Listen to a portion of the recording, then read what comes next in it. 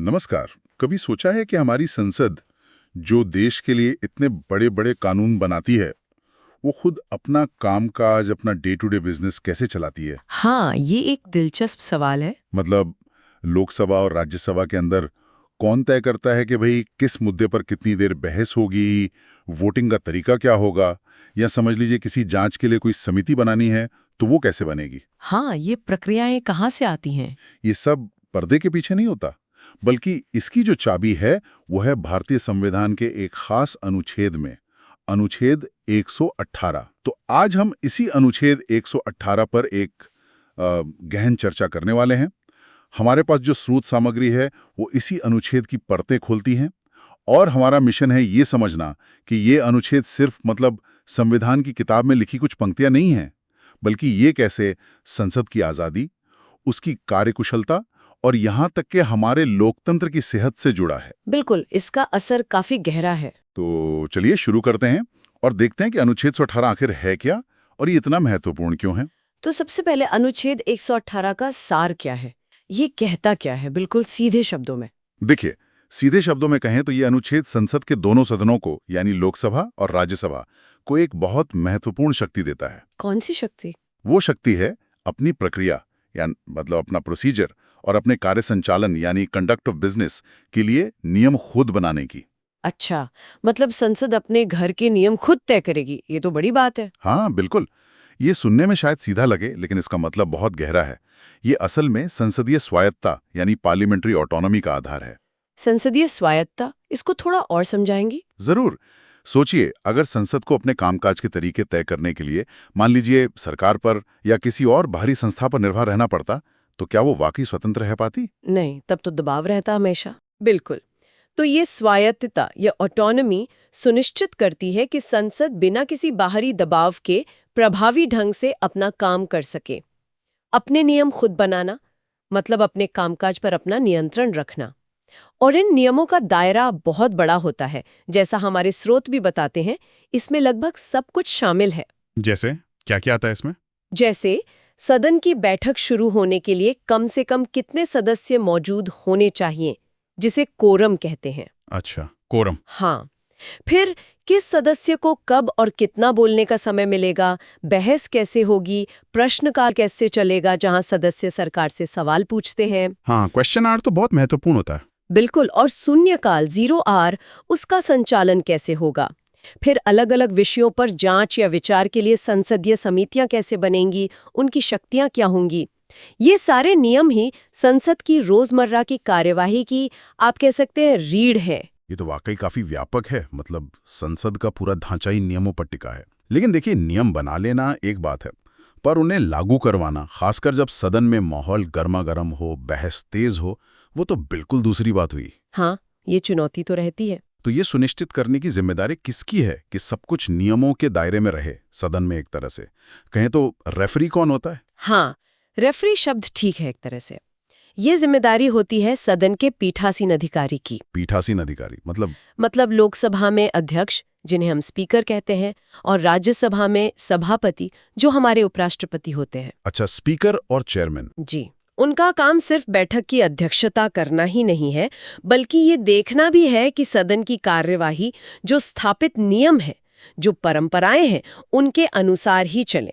वो नियमों की व्याख्या करते हैं, सदस्यों को बोलने का अवसर देते हैं, सदन में व्यवस्था बनाए रखते हैं, और जरूरत पड़ने पर अगर कोई सदस्य नियमों का उल्लंघन करे तो उनके खिलाफ कार्रवाई भी करते हैं। कार्रवाई भी। हाँ, और एक दिलचस्प बात यह भी है, जैसा स्रोत में भी इशारा है, कि लोकसभा और राज्यसभा के नियम बिल्कुल एक जैसे नहीं होते, उनमें थोड़े बहुत अंतर हो सकते हैं। अच्छा, ऐसा क्यों? क्योंकि दोनों सदनों की अपनी जरूरतें और कामकाज का तरीका थोड़ा अलग है।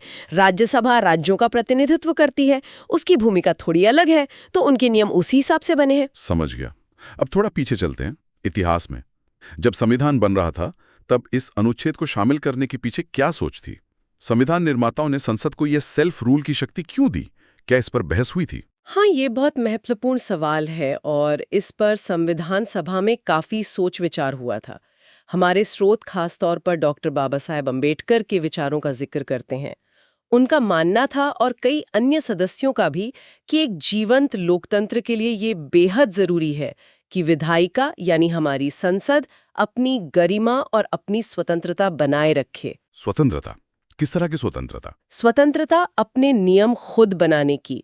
अगर संसद अपने नियम खुद नहीं बना सकती तो हमेशा ये खतरा रहेगा कि वो कार्यपालिका यानी सरकार या किसी और बाहरी शक्ति के प्रभाव में आ जाए, और ये लोकतंत्र के लिए ठीक नहीं होगा। शक्ति का संतुलन बिगड़ जाएगा। हाँ, ये तो सही बात है। चेक्स एंड बैलेंसेस जरूरी हैं। बिल्कुल, लेकिन अंबेडकर और अन्य संविधान निर्माताओं ने ये भी साफ कर दिया था कि ये स्वतंत्रता असीमित नहीं है, बेलगाम नहीं है। अच्छा, मतलब सीमाएं भी हैं। हाँ बिल्कुल, संसद की ये नियम बनाने की शक्ति संविधान के मूल ढांचे और अन्य प्रावधानों के अधीन है।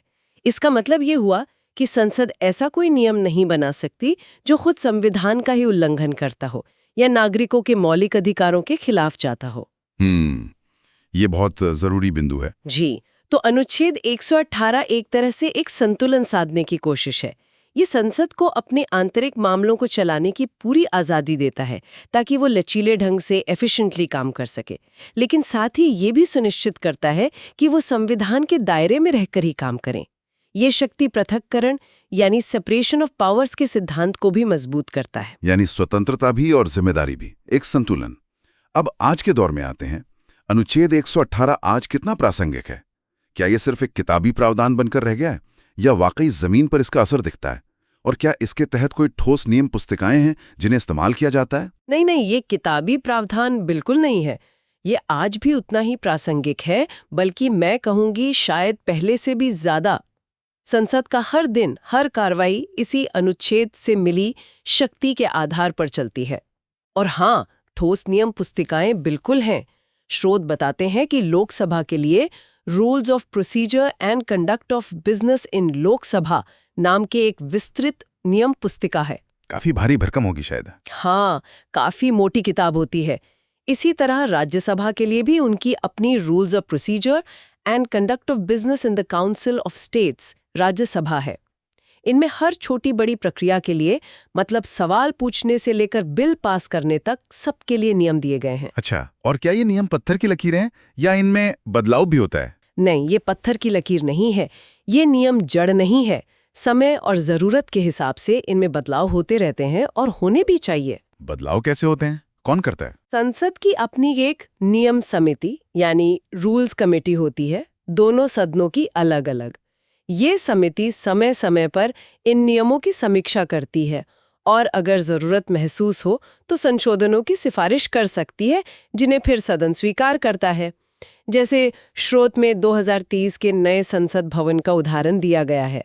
जब नई इमारत में काम शुरू हुआ तो कार्यवाही को और सुचारू बनाने, डिजिटल टेक्नोलॉजी का बेहतर इस्तेमाल करने के लिए नियमों में कुछ बदलाव किए गए, कुछ नई प्रक्रियाएं जोड़ी गईं। हाँ, टेक्नोलॉजी के साथ चलना तो जरूरी है। बिल्कुल, तो ये दिखाता है कि अनुच्छेद 118 संसद को सिर्फ नियम बनाने की ही नहीं, बल्कि वक्त के साथ कदम मिलाने की, खुद को अडैप्ट करने की क्षमता भी देता है। ये तो अच्छी बात है कि नियम बदल सकते हैं, फ्लेक्सिबल हैं, लेकिन क्या इन नियमों की व्याख्या या इनके इस्तेमाल को लेकर कभी विवाद भी खड़े होते हैं, खासकर जब राजनीतिक माहौल तनावपूर्ण हो, जैसा हमारे देश में अक्सर होता है? हाँ, बिल्कुल होते हैं, और ये शायद लोकतंत्र का एक स्वाभाविक हिस्सा है। नियम चाहे कितने भी स्पष्ट लिखे हों, उनकी व्याख्या हमेशा बहस का विषय बन सकती है। कोई उदाहरण? स्रोत में सदस्यों के निलंबन यानी सस्पेंशन का उदाहरण दिया गया है, जो अक्सर खबरों में रहता है।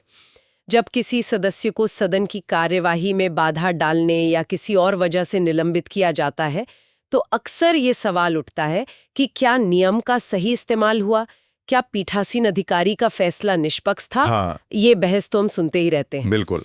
सत्ता पक्ष और विपक्ष के बीच नियमों को लागू करने के तरीके पर, उनकी इंटरप्रिटेशन पर मतभेद होना आम बात है। ये दिखाता है कि नियम अपनी जगह है, लेकिन उनका क्रियान्वयन मानवीय व्याख्या और उस समय के राजनीतिक संदर्भ पर भी निर्भर करता है। तो ऐसे में क्या होता है? क्या ये मामले कोर्ट में जाते हैं? न्यायपालिका का क्या रुख रहता है? हाँ, कभी कभी बात अदालतों तक भी पहुंचती है। उच्चतम न्यायालय का जो सामान्य रुख रहा है वो ये है कि अनुच्छेद 118 के तहत बने नियम संविधान के अधीन है। मतलब संविधान सबसे ऊपर है। हाँ, संविधान सर्वोच्च है। तो कोई भी नियम मौलिक अधिकारों या संविधान के किसी अन्य महत्वपूर्ण प्रावधान का उल्लंघन नहीं कर सकता। अगर ऐसा होता है तो अदालत उसे रद्द कर सकती है। लेकिन साथ ही अदालतें आमतौर पर संसद के रोजमर्रा के आंतरिक कामकाज, उसकी प्रक्रिया या नियमों की व्याख्या में सीधे तौर पर दखल देने से बचती हैं। क्यों? ये शक्तियों के पृथक्करण के सिद्धांत का सम्मान है। माना जाता है कि संसद अपने आंतरिक मामलों को चलाने के लिए स्वतंत्र है।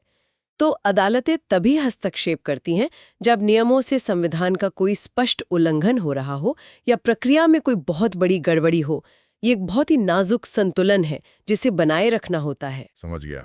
अब यहाँ एक बहुत ही दिलचस्प चीज का जिक्र आया है स्रोत में, शून्य काल यानी 0R। ये नाम ही अपने आप में बड़ा अनोखा लगता है। क्या ये भी अनुच्छेद 118 के तहत बने नियमों का ही नतीजा है? हाँ, शून्यकाल भारतीय संसदीय प्रणाली का एक बहुत ही अनूठा और अहम हिस्सा है और ये वाकई अनुच्छेद 118 द्वारा दी गई शक्तियों का ही एक रचनात्मक, एक इनोवेटिव उपयोग है। अनूठा कैसे? मतलब ये और कहीं नहीं होता? जहां तक मुझे पता है, इस खास रूप में, इस नाम से ये शायद दुनिया की किसी और संसद में नहीं मिलता। ये पूरी तरह से एक भारतीय नवाचार, एक इंडियन इनोवेशन है जो समय के साथ विकसित हुआ है। वाह, ये तो दिलचस्प है। तो ये काम कैसे करता है? इसका नियम क्या है? देखिए, हालांकि ये शायद औपचारिक नियम पुस्तिका में उतने विस्तार से परिभाषित न हो जितना कि प्रश्नकाल, लेकिन लोकसभा और राज्यसभा के नियमों के तहत इसकी एक स्थापित प्रक्रिया विकसित हो गई है। जैसा स्रोत बताते हैं, ये आम तौर पर प्रश्नकाल के ठीक बाद शुरू होता है, यानी दोपहर 12 बजे के आसपास। शायद इसीलिए इसका नाम 0 आवर पड़ गया। अच्छा, 12 बजे का समय। हाँ, और इसकी सबसे बड़ी खास बात यह है कि इस दौरान कोई भी सदस्य बिना कोई बहुत लंबी चौड़ी पूर्व सूचना दिए अत्यंत आवश्यक और तात्कालिक सार्वजनिक महत्व का कोई भी मामला सदन में उठा सकता है। बिना पूर्व सूचना के? हाँ, मतलब बहुत कम या बिना किसी औपचारिक पूर्व सूचना के। ये सदस्यों को उन मुद्दों पर सरकार का ध्यान तुरंत खींचने का मौका देता है जो शायद अचानक सामने आए हों या जिन पर फौरन ध्यान देने की जरूरत हो। ये अनुच्छेद 118 की दी हुई छूट और लचीलेपन का ही कमाल है कि संसद ने अपने कामकाज के लिए ऐसी व्यवस्था विकसित की। जैसा कि स्रोत में 2024 के किसान आंदोलन का उदाहरण दिया गया है कि शून्यकाल के दौरान ऐसे ज्वलंत मुद्दों पर भी चर्चा हुई। बिल्कुल। ये दिखाता है कि संसद ने जो नियम खुद बनाए हैं वो कैसे उसे देश की नब्ज पर हाथ रखने और जरूरी मुद्दों पर तत्काल प्रतिक्रिया देने में मदद करते हैं। ये सिर्फ एक प्रक्रिया नहीं है, ये तो लोकतंत्र को जीवंत और उत्तरदायी, रिस्पॉन्सिव बनाने का एक जरिया है। आपने बिल्कुल सही कहा, ये रिस्पॉन्सिवनेस बहुत जरूरी है। तो अगर हम इस पूरी बातचीत को समेटें तो ये साफ है कि अनुच्छेद 118 महज संविधान का एक नंबर या एक हिस्सा नहीं है। ये तो एक तरह से संसद की आत्मा है, उसकी कार्यप्रणाली की जान है। ये उसे स्वतंत्र रूप से सांस लेने और अपना काम करने की ताकत देता है। ये सुनिश्चित करता है कि हमारी संसद, जो देश की सर्वोच्च विधायी संस्था है, वो अपनी कार्यवाही को खुद व्यवस्थित करे, अनुशासित रखे और प्रभावी ढंग से देश की सेवा कर सके। निश्चित रूप से मैं इसे भारतीय लोकतंत्र की मजबूती और उसकी परिपक्वता का प्रतीक मानती हूँ। ये हमारी संसद को बाहरी हस्तक्षेप से बचाता है, चाहे वो कार्यपालिका का हो या किसी और का, और उन्हें संविधान के दायरे में रहकर अपने नियम बनाने की पूरी आज़ादी देता है। और जैसा हमने चर्चा की, ये सिर्फ नियम बनाने की बात नहीं है, बल्कि ये संसद को बदलती दुनिया, नई तकनीकों और नई सामाजिक राजनीतिक चुनौतियों के हिसाब से खुद को ढालने की, अडैप्ट करने की क्षमता भी देता है, ताकि वो हमेशा प्रासंगिक बनी रहे। तो आज हमने अनुच्छेद 118 के जरिए ये समझा कि हमारी संसद कैसे अपना इंजन खुद चलाती है, इसका असली मतलब क्या है, इसकी जड़ें इतिहास में कहाँ हैं, आज ये क्यों इतना ज़रूरी है, और शून्यकाल जैसे उदाहरणों से हमने देखा कि ये व्यवहार में कैसे काम करता है। ये सचमुच संसदीय स्वतंत्रता और हमारे लोकतंत्र के कामकाज की बुनियाद है। और जाते जाते एक सवाल शायद हम सोचने के लिए छोड़ सकते हैं। जरूर। जब अनुच्छेद 118 संसद को आत्मनियमन की, सेल्फ रेगुलेशन की इतनी बड़ी शक्ति देता है, तो ये संसद की और उसके सदस्यों की कितनी बड़ी जिम्मेदारी बन जाती है कि वो सुनिश्चित करें कि उनके नियम सिर्फ कार्यवाही चलाने के औपचारिकता ना हो, बल्कि वास्तव में सार्थक बहस को, पारदर्शिता को और सरकार की जवाबदेही को बढ़ावा दें। खासकर आज के दौर में जब सूचना इतनी तेजी से फैलती है, लोगों की अपेक्षाएं बढ़ रही हैं, तो संसद अपने इन नियमों का इस्तेमाल लोकतंत्र को और ज्यादा मजबूत और ज्यादा समावेशी और ज्यादा प्रभावी बनाने के लिए कैसे कर सकती है? ये वाकई एक बहुत अहम सवाल है जिस पे लगातार विचार करने की जरूरत है।